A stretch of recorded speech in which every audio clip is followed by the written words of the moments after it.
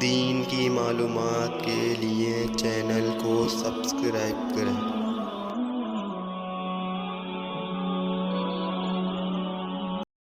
محترم ناظرین کرام، السلام علیکم ورحمۃ اللہ وبرکاتہ۔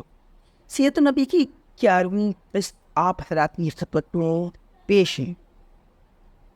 اس سے پہلے ویڈیو کے اندر ہم نے آپ حضرات کو بتایا تھا کہ نبی کریم صلی اللہ علیہ وسلم اپنی تجارت کے اندر بہت ہی زیادہ سچائی اور ایمانداری سے کام لیا کرتے تھے، جس کی وجہ سے عرب کے لوگوں نے آپ کا نام صادق اور امین رکھ دیا۔ آپ کی صداقت اور ایمانداری کا چرچا پورے عرب کے اندر مشہور ہو گیا۔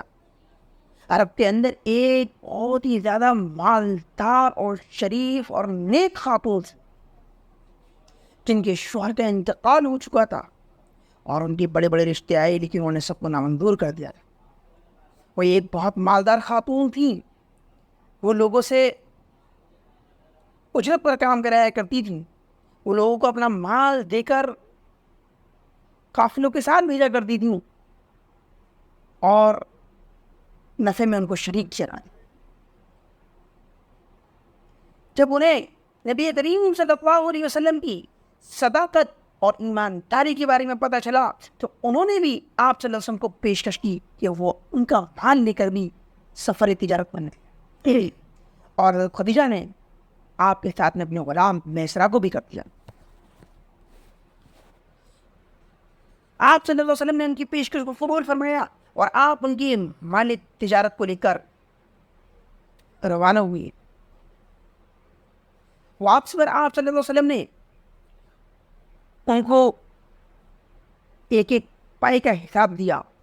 حضرت خدیجہ رضی اللہ عنہا کو اس سے پہلے کبھی تجارت میں اتنا نفع نہیں ہوا تھا جتنا نفع نبی کریم صلی اللہ علیہ وسلم کی تجارت کی وجہ سے ہوا۔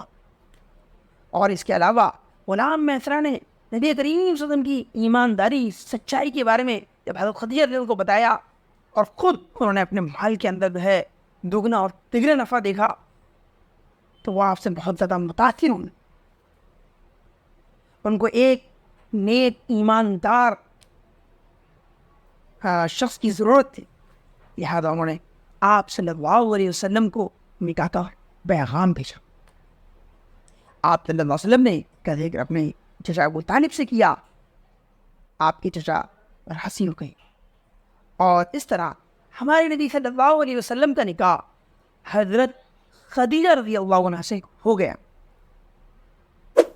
اس وقت ہمارے نبی صلی اللہ علیہ وسلم کی عمر 25 سال تھی اور حضرت خدیجہ رضی اللہ عنہا کی عمر 40۔ حضرت خدیجہ رضی اللہ عنہا سے آپ صلی اللہ علیہ وسلم کی کتنی اولاد ہوئی، اس کے بارے میں ہم اگلی ویڈیو کے اندر گفتگو کریں گے۔ واخر دعوانا الحمد للہ